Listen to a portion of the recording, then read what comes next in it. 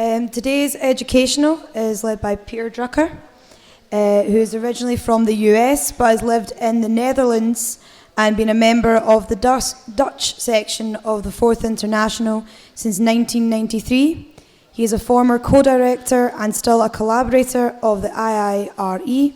He has been an activist and writer on LGBTIQ issues for many years and is the author of the book Warp, Gay Normality and Queer Anti-Capitalism. So now I'm going to pass over to Peter Drucker.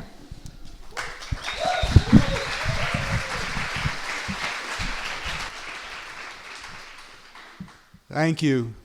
I'm very glad of the chance to talk at the camp this year, and especially about the far right, which is something I've been thinking about a lot in the last couple of years. More and more, one country after another, we've been seeing breakthroughs of the far right. Unfortunately, just in the last months, particularly in the Spanish state with Vox, it's become a central problem of European politics, a central problem for the left. And my sense is increasingly that resisting the far right will be a decisive question for the radical and the revolutionary left. This will be what decides how relevant, how important we are in European politics in the next several years. And gender politics and sexual politics are a central part of resisting the far right. Of course, we, and particularly in the youth work, we've integrated feminist work and LGBTIQ work into our politics for many years now. But I think even for many of us, it's a surprise how important feminist and LGBTIQ issues have become across the political spectrum, not only for the radical left, but also for the center left, for the traditional right, and for the far right. They all talk about gender and sexuality a lot, and it's central to their project, and it's important for us to understand about why it's important to them. As the far right has risen, examples particularly of its attacks on LGBTIQ people have increased more and more. We've seen this in the last year or so in Brazil, for example, with the election of Jair Bolsonaro, an incredibly open homophobe who's openly said he'd prefer to have a dead son rather than a gay son. And not surprisingly, his election produced a surge of anti-LGBTIQ violence in Brazil, which was already one of the countries in the world with the most anti-LGBTIQ violence. In the United States, when Donald Trump was running for president, his positions were a little less clear, a little more ambiguous, but since he's been president, also from his administration, the attacks on LGBTIQ rights have been major, serious, whether it's in the courts where they're trying to roll back earlier victories, or in the military where they're rolling back the right of trans people to serve in the military, however we feel about that. It's something reactionary from that point of view. And there are similar examples, of course, in Europe. Particularly in Southern Europe, we look at the Lega in Italy.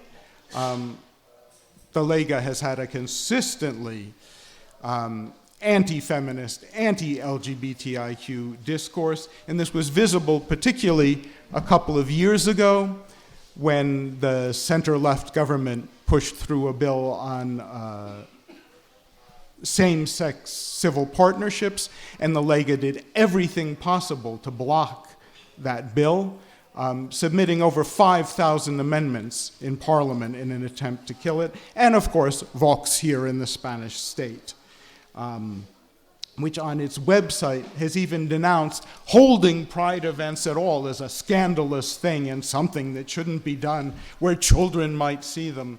So there's a wave of reaction we're seeing from the far right in many, many countries. And how do we understand this? Why is it happening? What do we call it even? Some people call it political homophobia or state homophobia. It's a fairly standard term. I think we understand what it means. I think there are some problems with the term because it sounds a little psychological and it sounds a little narrowly political, I think.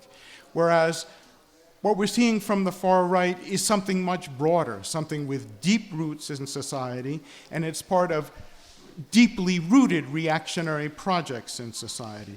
But what's the source of this anti-LGBTIQ prejudice? And one key thing, I think, is misogyny, simply. Hatred for women, and particularly for women who don't play their traditional role, don't stay, or what's considered their traditional role, their traditional place. And there's a connection here between the misogyny of the far right and the peculiar kind of economic populism that we often see on the far right, which is strange. Because the far right is pro-capitalist, we know, and their policies in power are pro-capitalist policies. Nonetheless, the far right has been rising in societies where for 40 years, neoliberalism has taken a terrible toll on many, many people, particularly working people, and particularly among men, particularly among straight men, particularly among cis straight men, with the weakness of the radical left. There's been a tendency to blame the ways they've suffered under neoliberalism on immigrants, obviously, black people, obviously, Muslims, obviously, but also on women and on LGBTIQ people, all of whom are blamed for taking their jobs and taking their traditional economic role. Basically, the recessions, and we saw this as long ago as the 1970s in the beginnings of neoliberalism, but we've seen it more since the crisis that broke out in 2008. Many men's sense of masculinity has been threatened, both middle-class men and working-class men. And this has been a big factor in rallying cis, straight, white men behind the far right. And this is something that's been analyzed looking back at the whole history of fascism, going back to the 1920s and the 1930s, showing how closely an aggressive kind of nationalism is linked to a particular kind of masculinity. This is a concept of masculinity that treats the patriarchal family as something natural, that sees women as having the role in life of bearing children and taking care of the children and doing the cooking and the cleaning and taking care of the home.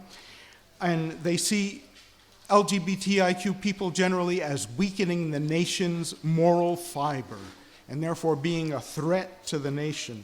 So this was one reason why the Nazis in Germany were very anti-homosexual, at least for the master race, the German master race, because they thought homosexuality among Germans weakened the German race, and therefore they were against it. And though it's important to understand that the far right today is not in complete continuity with the previous fascist right. Enzo Traverso, in his recent book, has talked about post-fascism, and I think much of the far right is, in a certain sense, post-fascist, as well as having some continuity with earlier fascism. And this is one area where you see the continuity. The defense of a certain concept of masculinity, a traditional concept of masculinity, and the translation of that into hatred for and attacks on LGBTIQ people. And these attacks have been all the more intense because LGBTI movements have won victories in recent decades, and the far right is very upset about this. Originally, the lesbian and gay liberation movement, starting around 1968, was very much linked to the radical and revolutionary left. and so made connections with anti-imperialism, anti-racism, feminism.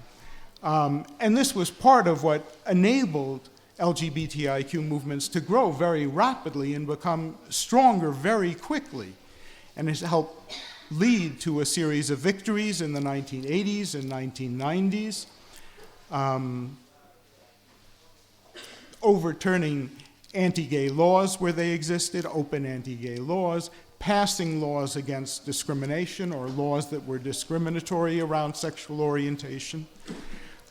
In more recent years, victories have continued but become more complicated because, on the one hand, mainstream LGBTI groups have become more and more moderate, have moved gradually to the right, and along with that, the focus of these groups' demands has been more things like same-sex marriage, which for us on the revolutionary left, I think would not have been our choice of the highest priority. Nonetheless, the inequality of the fact that different sex couples could get certain social privileges and benefits by marrying, which same-sex couples could not get, was clearly unequal and unjust, and in that sense, I think it's a victory we defend. And at the same time, the center-left in almost all of Europe has moved toward supporting same-sex marriage as well. The center-right increasingly has done this as well in many countries. The far-right generally, until very recently, not. The far-right has been bitterly opposed, and it's still a rallying cry, particularly in many countries in Eastern Europe and in some countries in Southern Europe. The far-right wants to stop same-sex marriage, and that's a major demand for them. But this shows a complication of the heteronationalism of the far right, because I would say that in some countries, to some extent, the heteronationalism of the far right can be seen as a partial response to what's called the homonationalism of the center-left and the center-right. Homonationalism is the way that these pro-neoliberal forces use LGBTI rights as a tool for putting through their broader neoliberal agenda.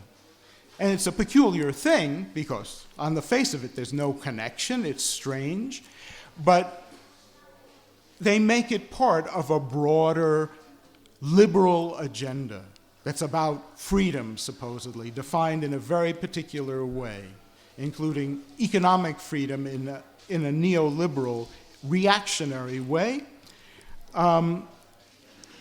And so for them, it's part of the same agenda. Same-sex marriage in particular is part of the same agenda.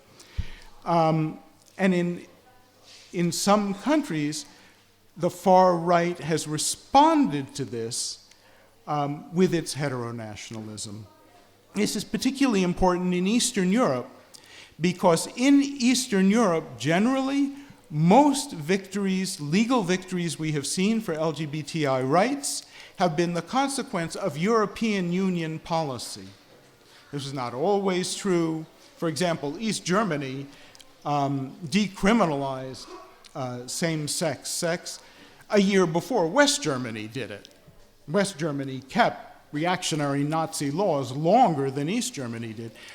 But generally, most of the recent legal victories in Eastern Europe have been the consequence of legal pressure from Western Europe and from the European Union specifically, because the European Union in 1997 wrote equality on the basis of sexual orientation into the Treaty of Amsterdam, and a series of European Union policies have followed that up in recent years and pushed Eastern European governments to make these kinds of reforms, decriminalization, anti-discrimination laws, and so forth.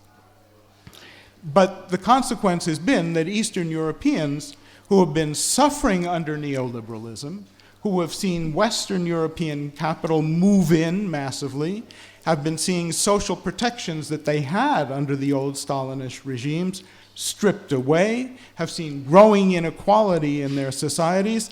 They've been angry about the liberal agenda generally, and many of them see, particularly cis straight men in Eastern Europe, see LGBTI rights as part of this neoliberal agenda, as something alien, as something foreign, as something that's been imposed on them. And the far right plays on this, uses it to mobilize support. So we see this in countries like Poland and Hungary, where you have far-right governments putting through some economic populist measures. Mostly their economic policies are reactionary, but still they have some economic populist measures, and they connect this to attacks, big public attacks against LGBTIQ people. And this has played out not only at the level of the far right in government in Eastern Europe, but at the level of the far right on the streets. So you've probably heard about attempts to organize pride marches in different cities in Eastern Europe and how they've been attacked by fascists. In this case, we're not talking about post-fascists usually. We're talking about open fascists attacking LGBTIQ people on the streets at Pride, or sometimes just individuals at random. And they think that in doing this, they're attacking Western European imperialism because they think the European Union is run by fags. I wish.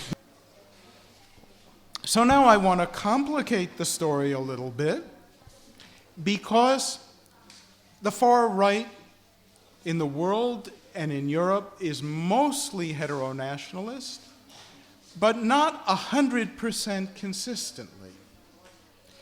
And this makes things complicated for those of us on the left in countries like where I live in the Netherlands, and I think the comrades in Denmark and some other Northern European countries will share the feeling I'm going to describe, because the homo-nationalism I talked about in the European center-left, and to some extent even in the European center-right, has also, in some countries in northwestern Europe, spread a bit to the far right, and particularly in connection with anti-Muslim racism.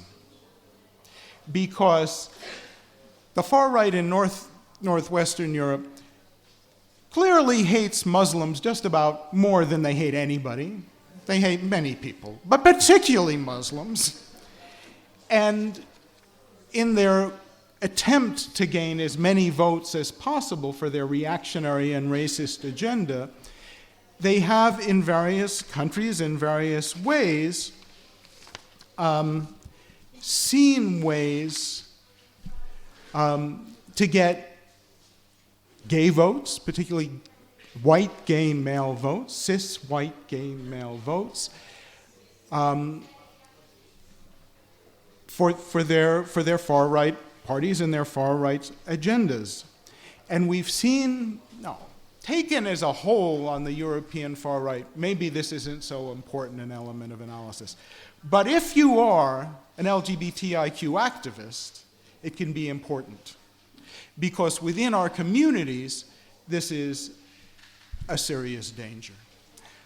You look at the mainstream LGBTI groups and their leaderships, which are mostly center-left or center-right, you don't see so much open representation of the far right in these mainstream groups. Mostly they prefer to ignore the problem, ignore the danger, not make alliances with racialized people under attack, not make alliances with people under attack from neoliberalism. They just try to focus narrowly on a gay agenda as they define it and not talk about the far right at all. But within broader LGBTI communities, and again, particularly among cis white gay men, the far right has a certain appeal. And we've been seeing this, we've been seeing it in polls. Looking outside Europe, when Bolsonaro was elected, there was a poll 3 days before asking people who they planned to vote for. And among voters who identified as not straight, 29% said they planned to vote for Bolsonaro. And we're talking about one of the most open, vicious homophobes in the world. And yet 29%. Now, if you break it down, it looks like a lot of them actually were men disproportionately, but also evangelicals. Because a lot of people in lower income groups in a country like Brazil are evangelicals, and for them, their religion can be more important than their sexuality. For whatever reason, there was a substantial vote for Bolsonaro there. And if we looked at France in polls, the gay magazine Têtu had a poll looking at gay men voting for Le Pen. It was comparable. In the Netherlands, in some elections, looking at who's voted for the far right and looking among gay men, it's been comparable. 20-30% of gay men voting for the far right. And on the basis of a very consciously used anti-Muslim discourse, with the argument, our countries, it's extremely homo-nationalist and fake. Our countries have now become tolerant and accepting of gay people, and the only problem that's left is these people from someplace else, from Arab countries, from Muslim countries, from African countries. Those are the people who are attacking gay people on the streets. It's not true. You look, there are studies that have been done. You look at a city like Amsterdam, and it's complicated because, sorry, I'm getting upset, so I talk faster. But you look at a city like Amsterdam, it's complicated to look at the police statistics, because one thing that's been proven is a racialized person does something, and a person perceived as white does the identical thing, and the chances that the racialized person will get charged, convicted, sentenced is much greater. So you can't even trust the police statistics. But even going by the police statistics in a city like Amsterdam, most of the people attacking gay people on the streets are white. And yet there is this discourse that wins over a lot of people, particularly white cis straight gay men, to blame homophobia on Muslims, Arabs, Africans. And so they vote far right in some cases.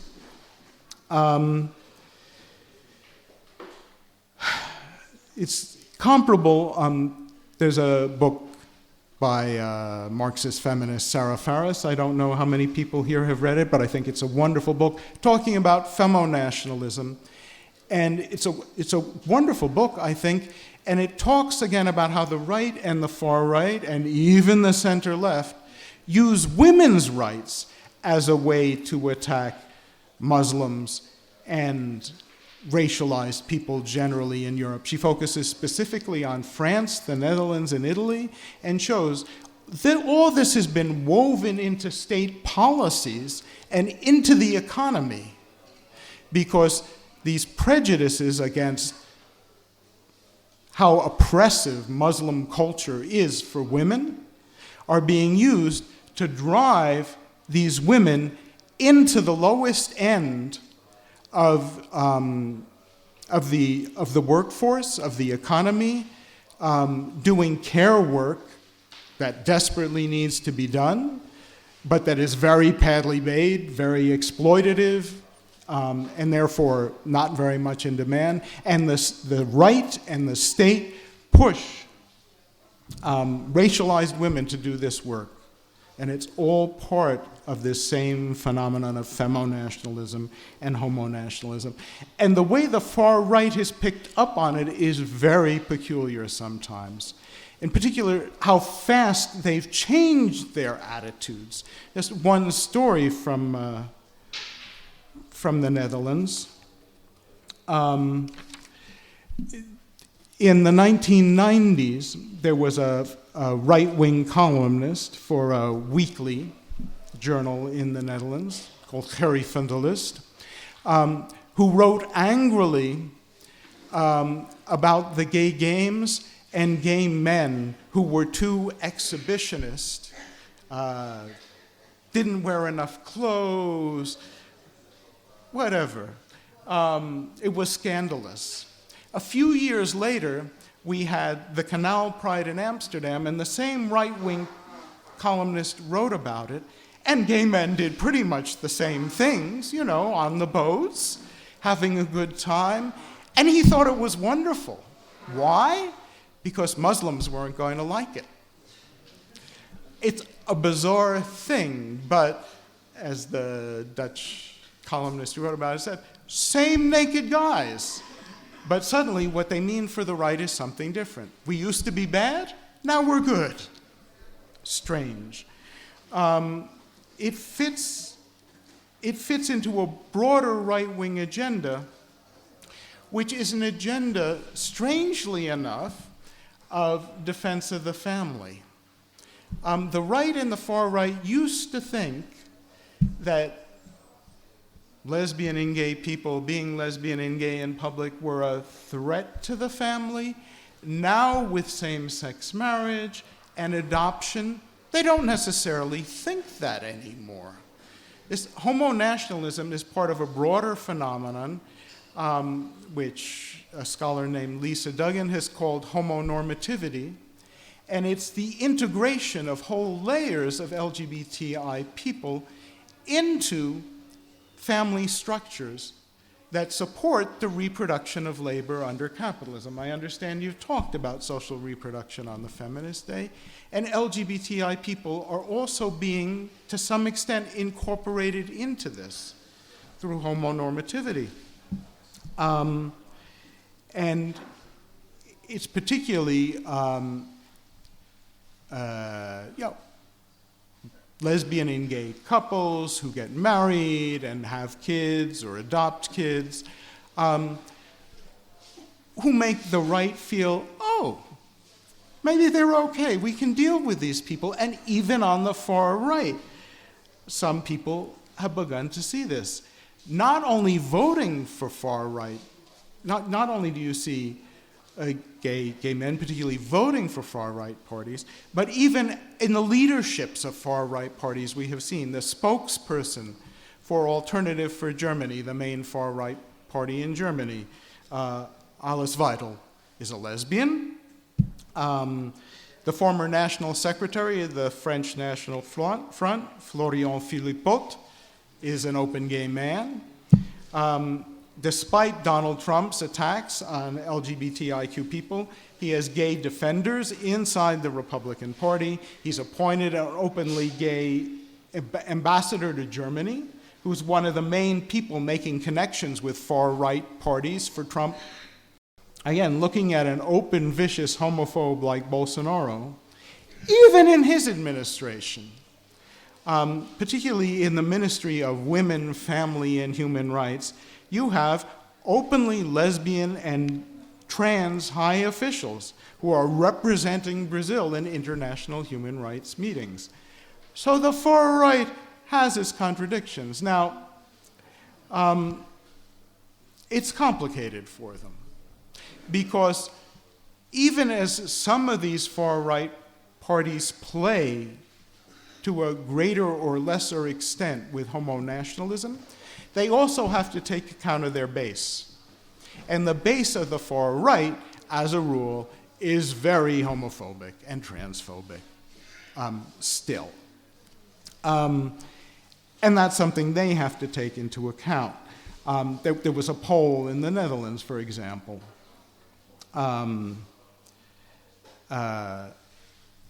where they polled the voters of different major political parties, and the most homophobic, and the Netherlands is a country where you have a strict Calvinist anti-gay party represented in parliament, and yet the voters of the Freedom Party, one of the two far-right parties we have in the Netherlands now, were even more anti-LGBTIQ than that. So they're very anti.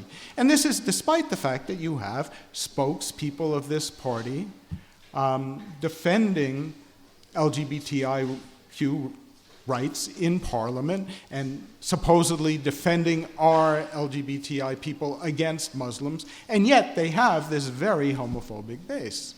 And this arises again in lots of these parties. You know, Sweden, you know, again, a party here, the Sweden Democrats, with clear fascist roots at least.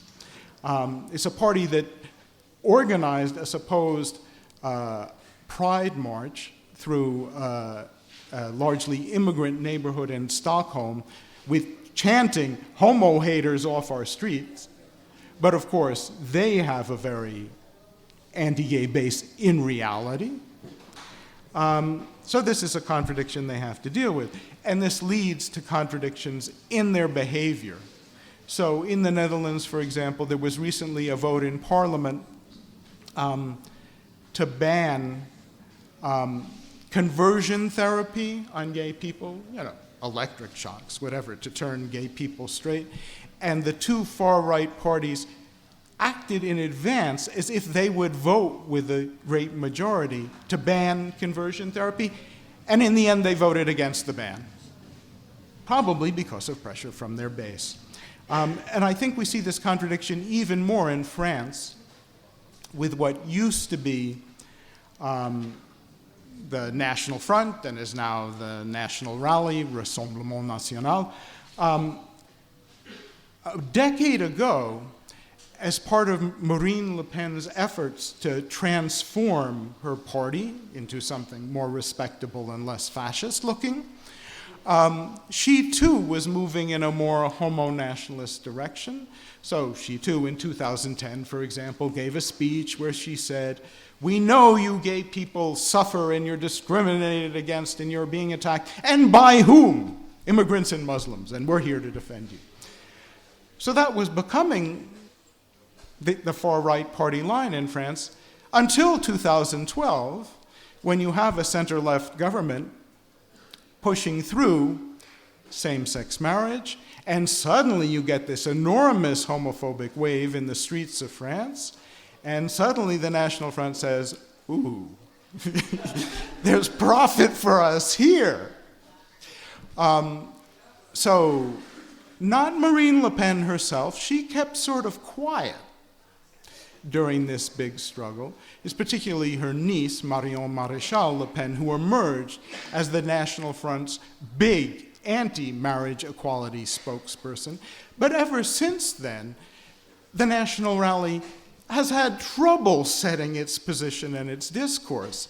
So in its program for the 2017 elections, they adopted a position saying, well, if we're elected, we will repeal same-sex marriage. It won't take us back to the way France was before, where you had Pax, which was a much weaker kind of civil union.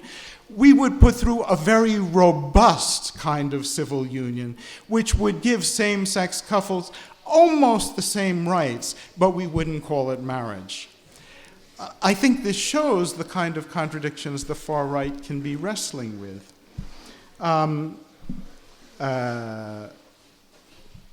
They have their contradictions. Unfortunately, LGBTIQ communities have our contradictions too. The far right and the right have, I think, an underlying unity of purpose, which is to defend the family as they see it, the patriarchal family. In some cases, they think, oh, maybe some LGBTI people can be incorporated into our defense of the family. And in other cases, they say, no, no way, never. But they have this underlying agreement. And I'm afraid in LGBTIQ communities, we don't necessarily have these underlying agreement, because many of us on the revolutionary left want to smash the patriarchal family, and not all LGBTIQ people out there necessarily agree with us. So we have a struggle to wage inside our own communities. So, concluding on the question of resistance and organizing and struggle, how can the radical and revolutionary left help mobilize LGBTIQ people against the far right? The key word is solidarity, joined, I would say, with flexible and creative united front tactics. So we need to be prepared to unite in action with any LGBTIQ groups and people that are willing to mobilize against the far right. So this means particularly, unity in action, solidarity. Those are the key.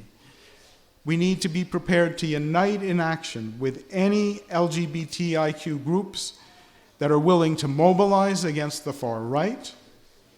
And this means particularly to stand up for, to build alliances with people in communities of Muslim origin and other racialized groups threatened by the far right, and showing how racism and heteronationalism are linked. And when the far right claims to protect LGBTI people against Muslims and Africans, LGBTIQ people need to stand up and respond loud and clear, not in our name. You're not defending us, you're attacking us.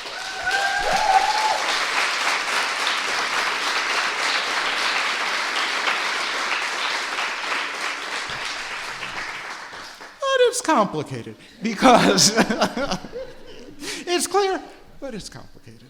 Because on the one hand, we need to be prepared to unite in action with mainstream LGBTIQ groups when they're prepared to work with us. But we also have to be clear about the responsibility they bear for losing part of our communities to reactionary populism. We need to call for a return to the spirit of 1968. Above all, we need to mobilize LGBTIQ working people, women, racialized and oppressed people, who are the majority of our communities, after all, sort of the invisible majority in our communities, because mainstream groups have a different orientation, an orientation towards white, middle-class lesbians and gays, particularly. But our orientation needs to be towards the invisible majority, towards the working class. And we need to send this message, for example, at Pride events, using whatever tactics work best in a particular situation, and that requires discussion. For example, building broad anti-racist blocks at Pride, or organizing radical queer contingents with other people who are most radical, or if there's too little space for that in existing Pride events, which is sometimes the case in the Netherlands, I can tell you, building alternative Pride events, whatever. We need to talk about what's best to do in our particular countries. There's a lot of creativity and discussion necessary, a lot of trial and error. So, it's urgent, so let's begin the discussion. Thank you.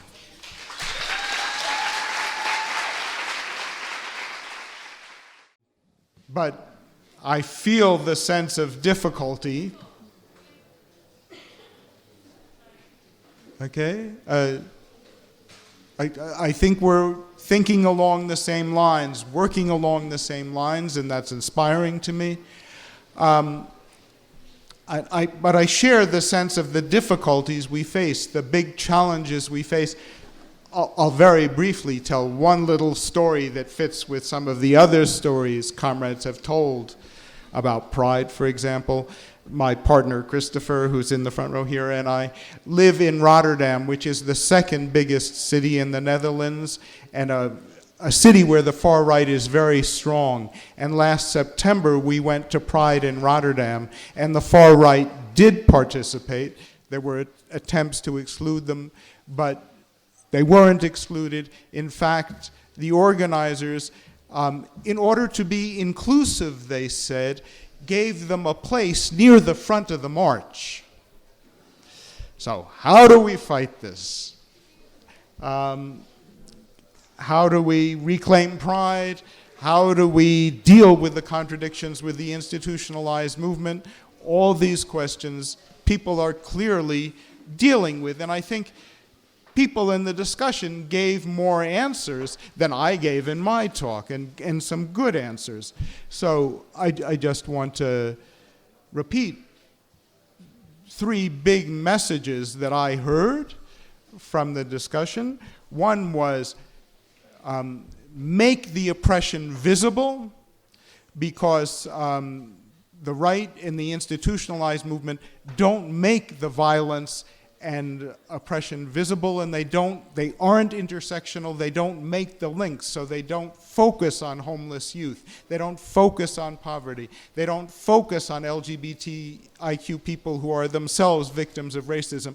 We need to focus on that and bring that out, because the center and the right are not going to do that, so that's key. And to the extent we do that, we carve out a place for ourselves in the movements, so that's one. Second of all, there was a question. I don't want to intervene in a debate in France, but I didn't hear quite what one of the comrades heard from the other comrades there. I didn't hear anybody talking about a civilizing mission.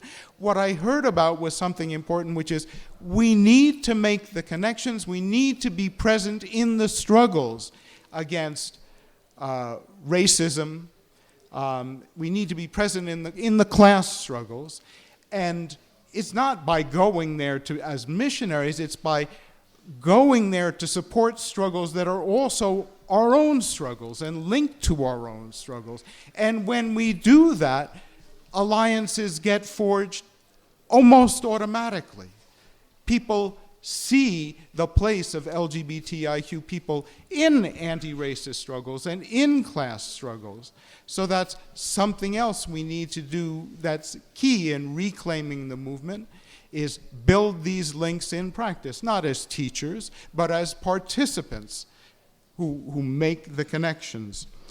And then is the question about Stonewall. We need to talk about the history, because it's true, the most institutionalized forces talk about Stonewall and the 50th anniversary of Stonewall in totally vague and meaningless ways. And we need to talk about the real history and the radical history to remind people what it really means. There have been some wonderful things, for example, anybody who hasn't seen the movie Pride about lesbians and gays support the miners, it's another example of going back into history and showing the kinds of connections we need to make. And finally, on the question of depoliticization of Pride, we need to repoliticize Pride by bringing up the cutting-edge issues. And this is a funny thing in dealing with the far right. The far right is for our rights, sometimes for the rights that have been won already. The far right is never for the rights we haven't won yet. So, I can cite, for example, from Belgium, Flip de Winter of the Flemish far right. His party voted against same-sex marriage. At the time, it was voted on Parliament, and 10 years later, he said, "Oh, but now we would be for." Well, great. 10 years late, the far right is for something that's already passed. But on medically assisted procreation, you will not see the far right marching with us. It's not a problem. On an issue like medically assisted procreation, the frontier issues, the issues that are crucial now, we need to bring them up. We need to make these issues central in Pride. And there's no risk of the far right trying to co-opt these issues. They won't. They're not interested in our future. They're only interested in claiming our past. So whenever there's space to do politics at all, do it, talk about the next stages in the future, and then we will carve out a political space where the radical and revolutionary left have a natural advantage. That's it.